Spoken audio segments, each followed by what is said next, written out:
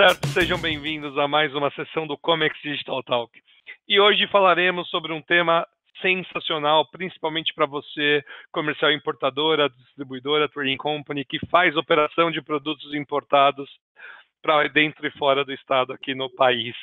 A distribuição de mercadorias importadas é um tema relevante, principalmente devido ao ICMS-ST e as discussões que envolvem a substituição tributária. Mas, para isso, não sou eu que falarei, é o Juliano, da TexWeb, um grande especialista no tema. Juliano, obrigado pela sua presença, seja bem-vindo ao Comex Digital Talk. Isso aí, Thiago, é um prazer aí participar dessa conversa. Estamos à disposição. Vamos lá. Show de bola. Cara, antes da gente falar do tema e eu te fazer as perguntas, faz um overview rápido para quem está nos assistindo, o que eles vão ver hoje. Bem, a gente vai falar rapidamente aí da classificação, da importância, né, da classificação fiscal. A classificação, na verdade, é a base para a tributação aqui no país. Né? Com base na classificação, a gente define as alíquotas, os incentivos, os regimes, e falar bastante aí da substituição tributária, né? Quais são os impactos da distribuição desse produto, dos produtos importados aqui no país. Show de bola, Juliano. Obrigado. Então vamos lá para começando as perguntas aqui. Vamos falar rapidamente do processo de importação. Eu sei que hoje o foco é a mercadoria já nacionalizada, mas vale um rápido, breve resumo aí, que na importação, nesse processo, o que o nosso querido importador, despachante aduaneiro, a trading company, comercial importadora, deve se preocupar na hora de fazer a classificação fiscal das mercadorias?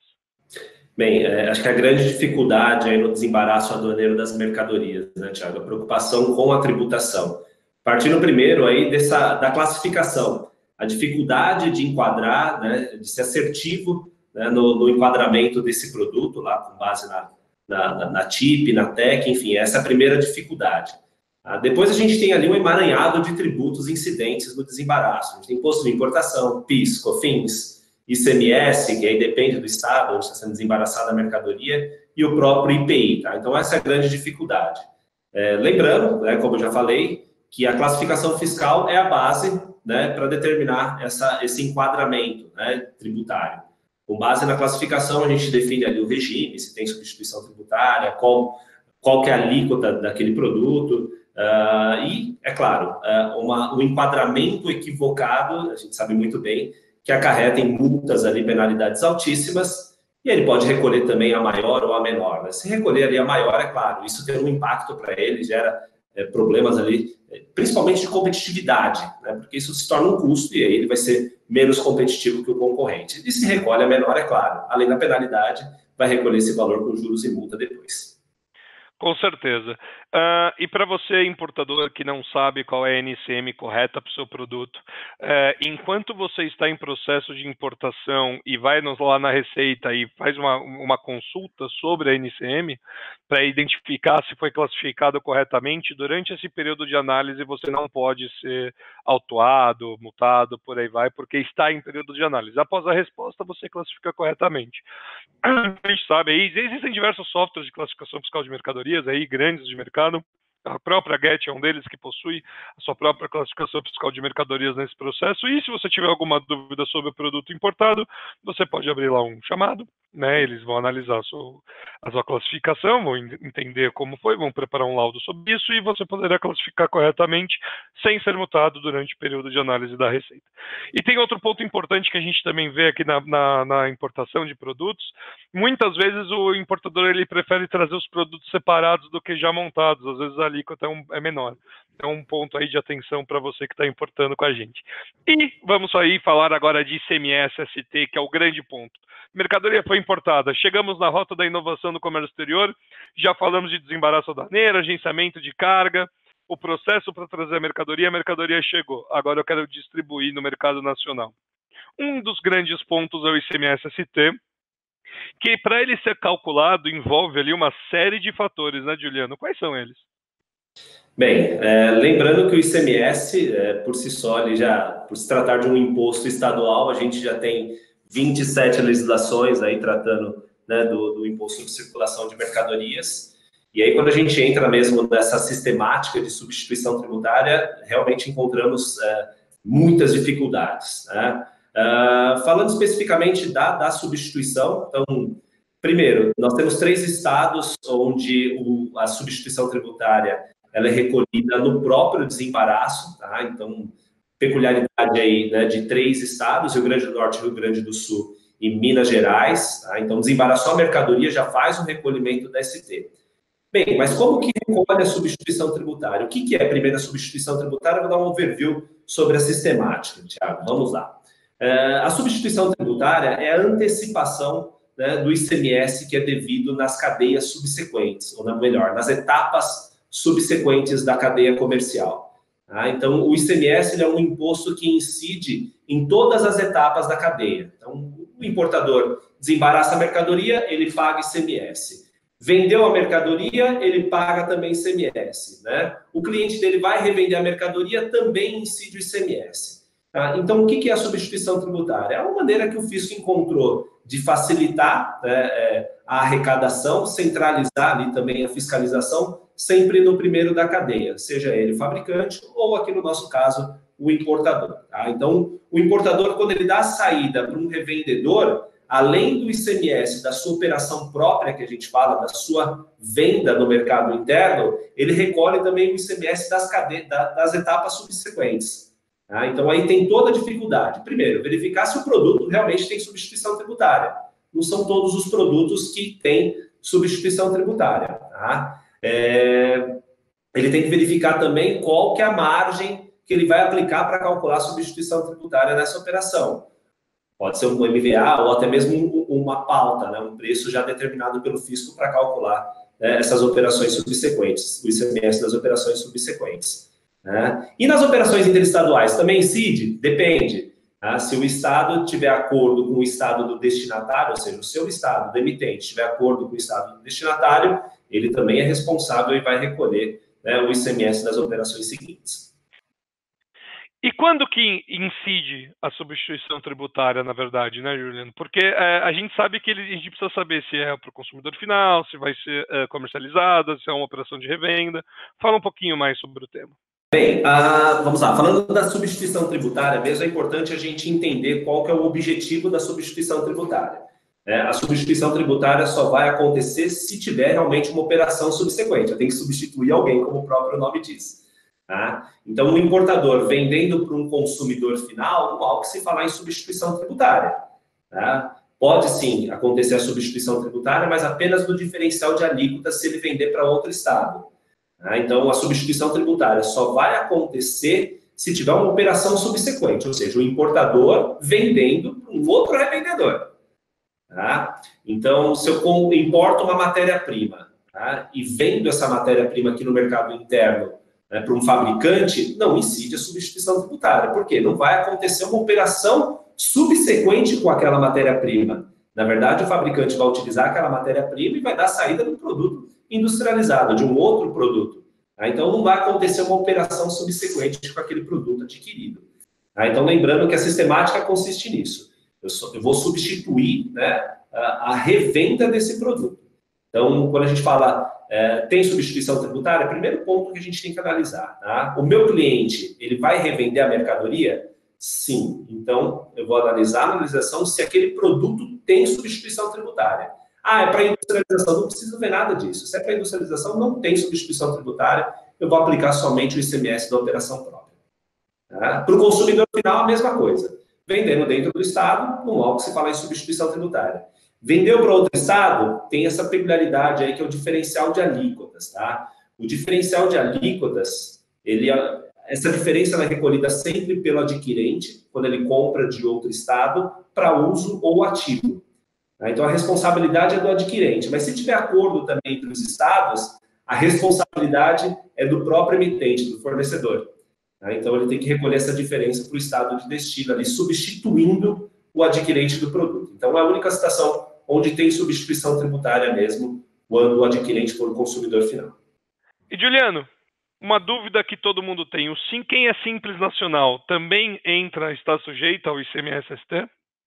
Bem, a substituição tributária ela é recolhida normalmente fora do regime simplificado. Tá? A substituição tributária ficou fora da Lei Complementar 123, lá de 2006.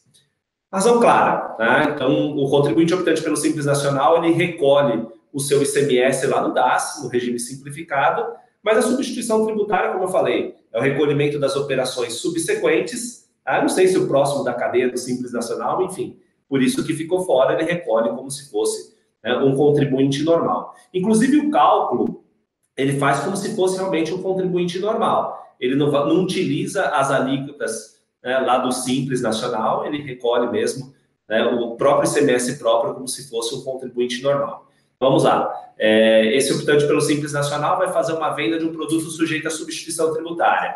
Ele verifica qual que é a alíquota do seu produto para calcular ST e para fazer o abatimento também do próprio, mas o ICMS da sua operação própria ele vai recolher normalmente de acordo com as alíquotas lá do Simples Nacional. Ou seja, ST está fora do Simples e ele recolhe como se fosse um contribuinte normal. E aí tem toda essa dificuldade, né, que os demais contribuintes enfrentam de identificar qual que é a margem do produto para o cálculo da ST, verificar se tem uma pauta para calcular a substituição tributária, enfim, tem toda essa complexidade também para o contribuinte do Simples Nacional. Show de bola. E focando nas distribuidoras de importados, dessas comerciais importadoras que trazem as mercadorias para distribuição no mercado nacional, a gente sabe que ainda existe bastante dúvida para quem faz a operação de venda para dentro e fora do estado, que a gente chama, né? É aquela famosa nota fiscal para dentro e nota fiscal para fora do estado. O que o importador ele deve identificar nesse processo de comercialização das mercadorias? Bem, se esse distribuidor tem a intenção mesmo de revender suas mercadorias para todo o Brasil, ele tem que acompanhar a legislação de todos os estados, principalmente falando de substituição tributária. Se ele vende para o consumidor final, agora também, se ele for um não contribuinte, ele precisa identificar qual que é a carga de destino por conta agora do diferencial da Emenda Constitucional 87 de 2015. Vamos focar, né, nesse importador que distribui para um outro revendedor, ou seja, como substituição tributária. Como eu falei, para que haja substituição tributária, eu tenho que ter uma operação subsequente. Então, esse é o primeiro ponto, tá? Eu preciso distribuir essa mercadoria para um revendedor, para alguém que vai comercializar esse produto, tá? Esse meu cliente tem uma loja, enfim, né? Ele vai revender essa mercadoria. Agora, eu preciso verificar na legislação, né? Na operação interna, eu verifico exclusivamente a legislação do meu estado para ver se tem ou não substituição tributária e os parâmetros ali para o cálculo. Nas operações interestaduais, aí tem um problema, tá? Eu tenho que analisar se o meu estado tem acordo com o estado do meu cliente, tá? A gente fala de acordos firmados ali no âmbito do CONFAS, que pode ser um protocolo, que é um acordo firmado entre alguns estados, ou um convênio, que é um acordo firmado entre todos os estados. Tá? Então, digamos que eu estou aqui em São Paulo, desembaracei minha mercadoria em Santos e vou revender o meu produto para Minas, tá? CMS de São Paulo para Minas ali para o produto importado, depois a gente vai falar um pouquinho das alíquotas ali dos produtos, a alíquota interestadual das operações interestaduais, hoje a alíquota de 4%, tá? Mas além do meu ICMS, eu preciso verificar, São Paulo possui acordo com Minas? Tem acordo sim, é o protocolo X ali de 2008, ótimo. Então, além do meu ICMS de 4%, eu preciso verificar qual que é o cálculo da ST em Minas, porque eu tenho que substituir as operações subsequentes em Minas. Para isso, eu preciso verificar qual que é a margem desse produto para o cálculo da ST em Minas, tá? E qual que é a alíquota ou a carga tributária desse produto para calcular ST. Tá? Então, além do meu ICMS próprio, eu preciso chegar na base de cálculo, lá em Minas, aplicar a alíquota e fazer o abatimento do ICMS próprio de 4% e efetuar esse recolhimento para Minas. Muitos contribuintes têm ali inscrição como substituto e aí acaba recolhendo o ICMS-ST durante, né, das operações praticadas no mês subsequente. Se não tiver inscrição, ele recolhe uma GNRE mesmo a cada transação. Veja a complexidade aí, Thiago. Realmente existe uma complexidade gigante. E para você, importador, que precisa de algumas dicas sobre a emissão da nota fiscal para dentro e fora do estado, o site da GET tem um material específico, cada uma dessas operações, com o passo a passo para que você consiga emitir a tua nota. Mas, Juliano, voltando aqui então para esse caso super complexo que você acabou de citar. Se eu fosse escolher um produto, por exemplo, o vinho, como que seria com ele, com esse produto? Só para citar um caso. Legal, então vamos lá. Voltando ali para o nosso exemplo, onde o importador aqui em São Paulo, né, desembaraça então esses vinhos e faz ali a venda para uma loja em Minas Gerais. Tá? Bem, o vinho tem uma peculiaridade, não só o vinho ali, mas como as demais bebidas. Tá? Em alguns estados, como Minas Gerais, o próprio estado de São Paulo, a substituição tributária ela é determinada por um preço, um valor fixado pela própria, né, Secretaria da Fazenda. E aí o preço é de acordo com o produto, ou seja, a gente está falando de SKU, né? Então, não é genérico como autopeças, por exemplo, que eu tenho uma MVA para calcular a substituição tributária. A bebida, né, bebida fria, bebida, né, alcoólica, enfim, ela tem essa peculiaridade. A substituição tributária ela é determinada por um preço fixado pelo fisco. E esse preço, como eu disse, é de acordo com o produto. Tá? Então, o próprio Estado determina que para o vinho, aí ele traz todos os detalhes daquele vinho, como marca, né, a volumetria, tá? Ele tem um preço ali em reais. E olha só, se eu estou vendendo 100 tipos ali, né, 100 vinhos, eu tenho que verificar o preço que o fisco entende que é comercializado, isso divulgado ali em normas internas do Estado de destino, para aplicar a substituição tributária. Então, não calculo com um percentual fixo. Vou aplicar 40% e recolher ST. Não, eu estou vendendo um determinado vinho, eu tenho que verificar qual que é a pauta desse vinho em Minas e calcular ST. Não, agora é um outro vinho. Mesma forma, verifico qual que é o preço daquele vinho para calcular a substituição tributária. Ou seja, eu tenho valores por SKU, né? Por mercadoria específica, e não por NCM. E aí a importância mesmo de identificar a NCM, o SEST desse produto e qual que é a descrição na legislação de destino para calcular corretamente a substituição tributária. É tão difícil o cálculo da ST para bebida que justifica por que a gente bebe, né? Algum outro caso que você queira citar de um produto específico, como é da bebida? Então, aí, já é uma tendência, tá? A gente tem observado isso bastante aqui ultimamente, que o fisco ele tem atribuído ali valores fixos para o cálculo da substituição tributária. Isso para a gente assim, eu falo que dá muito trabalho, o esforço é muito grande de imputar essas regras, porque eu tenho que pegar as características desse produto e criar uma regra para aplicar corretamente a substituição tributária. Vamos lá. Todas as bebidas ali, vamos falar da água, né? Acho que eu estou até com uma aqui, vamos lá, só para ter um exemplo aqui, não vou mostrar a marca, mas a água. Eu também calculo a substituição tributária por preço, tá? Então, eu vendendo a mercadoria para um outro estado, até mesmo dentro do meu estado, eu tenho que verificar qual que é o preço que o fisco entende que é comercializado, né, no varejo, na gôndola. Tá? Então, eu tenho o preço aqui da água de 500 ml, PET, sem gás, da marca X. Tá? Então, para calcular a substituição tributária, o fisco determinou ali uma pauta de R$ 1,50. Né? Mas para a marca Y, o preço é diferente, é de R$ 1,80. Mas se ele vender a mesma marca, só que com embalagem de 1,5 litro, tá? O preço é diferente, é de R$ 2,50. Ou seja, veja a complexidade que o contribuinte tem para comercializar o produto e calcular corretamente a substituição tributária.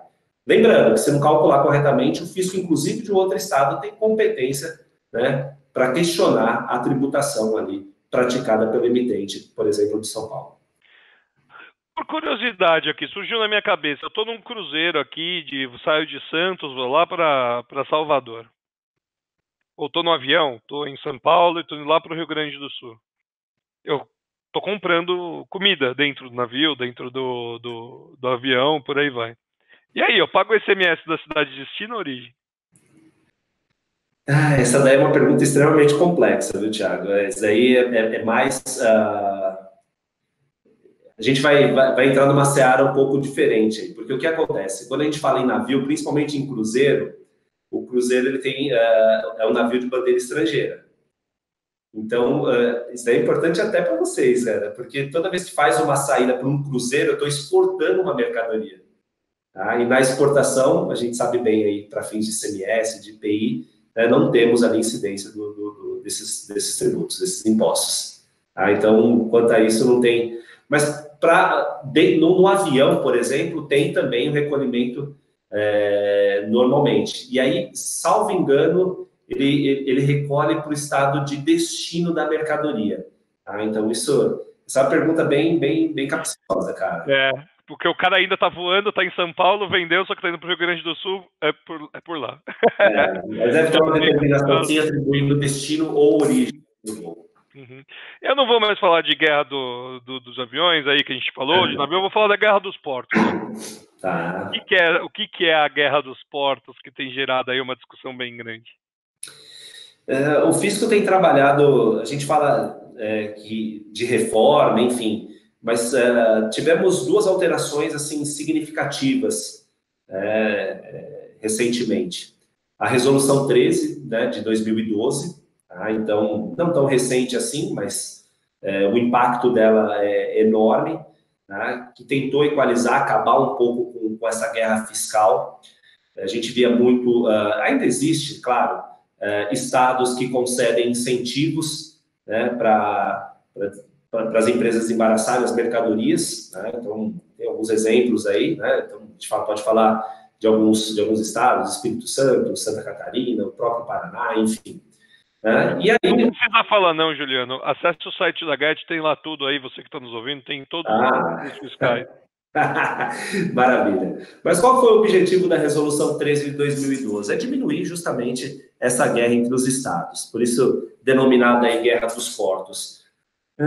Bem, Thiago, como que funcionava, né? Vou pegar um exemplo, não vou citar o estado, mas enfim, um determinado estado ali concedia um crédito presumido de 11% no desembaraço. Tá? Antes da resolução ali, os estados seguiam ali as alíquotas, né, de 7% ou 12%, aí, dependendo, né, da região. Então, importando um determinado estado e mandando para São Paulo, né, aplicava-se ali a alíquota de 12%. Só que esse mesmo estado, ele concedia um crédito presumido de 11%. Ou seja, no final o cara pagava 1% de ICMS. Só que chegava a mercadoria aqui em São Paulo para o revendedor, ele observava lá o destaque de 12%.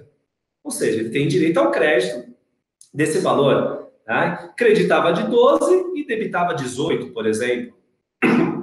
Bem, mas se a gente observar a legislação, a própria Lei Candir que determina o crédito de ICMS, eu posso aproveitar, né, do valor do ICMS da aquisição que foi recolhido. Tá? Nesse caso, a empresa distribuidora ali, né, essa importadora, ela destacou 12%, mas na verdade ela pagou 1%. Então, o que o Fisco de São Paulo fazia? Ele está glosando crédito. Você vai pagar 18 e está acreditando de 12, sendo que, na verdade, o seu fornecedor pagou 1%? Não, bonitão, você vai acreditar de 1% e vai debitar 18. Aí, então, São Paulo começou a glosar o crédito dessas operações. Bem, para minimizar isso, né, editaram essa resolução, a resolução do Senado, essa 13 de 2012, determinando que todas as operações interestaduais com produtos importados, a alíquota será de 4%. Tá? Então, será que vale a pena eu desembaraçar essa mercadoria em outro estado e ter um crédito presumido de apenas 3%, né, transferindo ali para o meu cliente apenas 4%, e aí tem todas essas despesas com frete, enfim, né, com transporte? Tá? Então, eu acredito que deu, sim, uma melhorada nessa guerra entre os estados, aí, falando de ICMS. Sim, e aqui é sabido de todos nós, distribuidores de mercadorias importadas, que Santa Catarina é um dos incentivos aí mais utilizados. E a pergunta fica, será que vale a pena você ter uma filial lá em Santa Catarina, importar por lá, para você ir pagar todo o frete? Essa é a pergunta que fica, que vale o cálculo e vale o pensamento. Juliano, a gente falou aqui da tributação para a distribuição dos produtos importados. Algum ponto que você acha que a gente deixou de citar nesse período?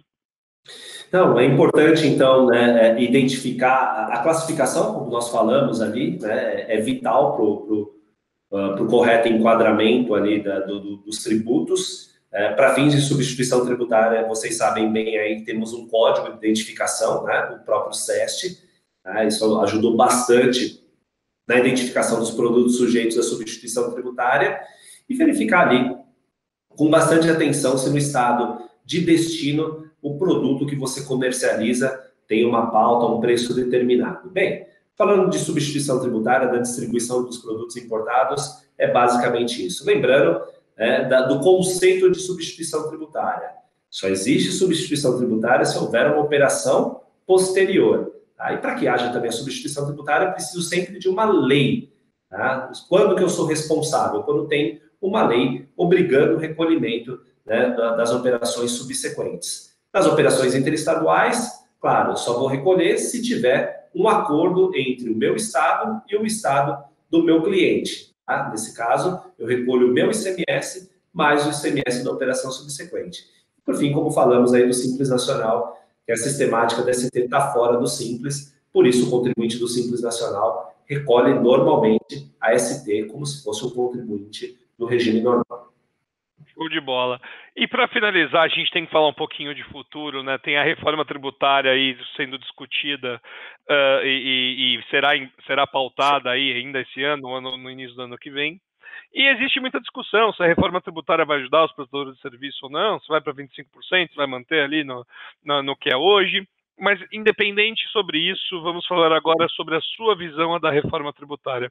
Unificando tudo, será que acaba essa complexidade toda de ICMS-ST e de alíquotas e diversas que temos por aí? Bem, esse é um desejo de todos, né? Esse emaranhado de legislações, esse volume enorme de tributos e obrigações acessórias inviabiliza, né, qualquer empresa, né? A gente fala muito ali dos gastos, né? A gente observa estudos aí, né, divulgados pela internet, que as empresas trabalham até o final de maio só para pagamento, cumprimento das obrigações acessórias, tem um gasto altíssimo. E é um desejo, como eu falei, é um desejo de todos. Claro, com o IBS ou com o IVA, mas simplifica muito, né? A gente está falando da unificação de todos os tributos incidentes ali no consumo. Mas minha opinião, sincera opinião, acho muito difícil, Thiago, né?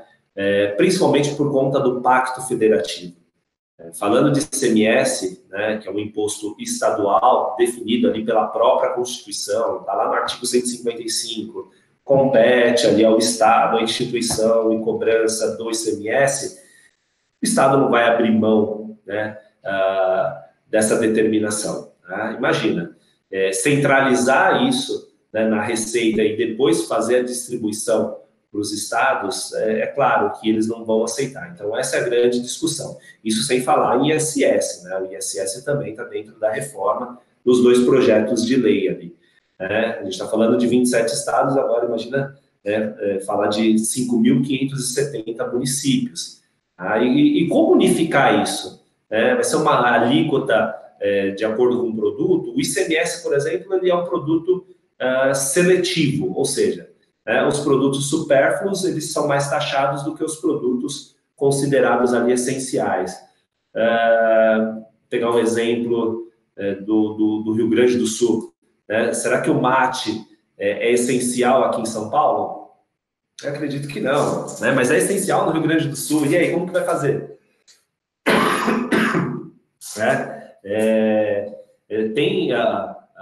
O Brasil é muito grande para a gente unificar ali o ICMS. Eu espero que sim, mas por conta justamente do Pacto Federativo, eu acho que vai inviabilizar.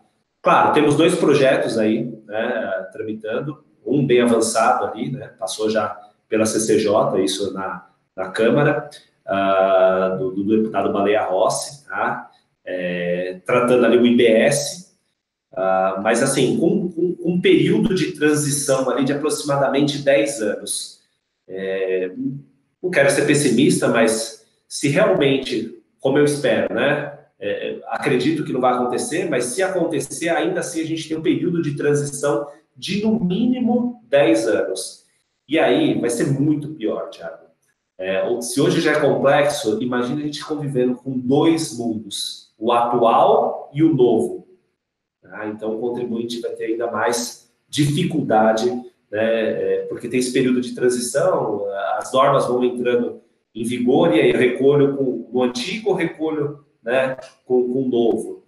Duvido muito. Eu participei da primeira reforma ali, né, falando da unificação das contribuições, o projeto do governo, isso falando só de receita, tá? Só de união.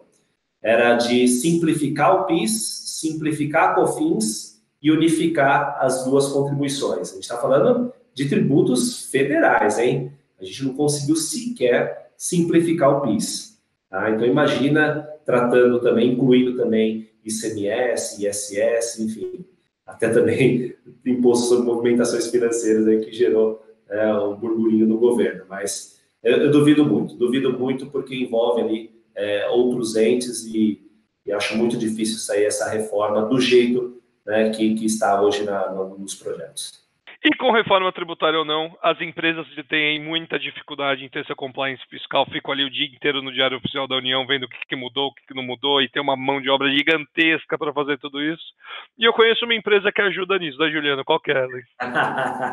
Bem, a empresa onde eu trabalho, a TexWeb, sou responsável pelo conteúdo da TexWeb. Toda essa complexidade tributária, né, nós transformamos ali em dados sistêmicos, tá, para deixar o nosso cliente focado, né, no seu core business, que é a venda.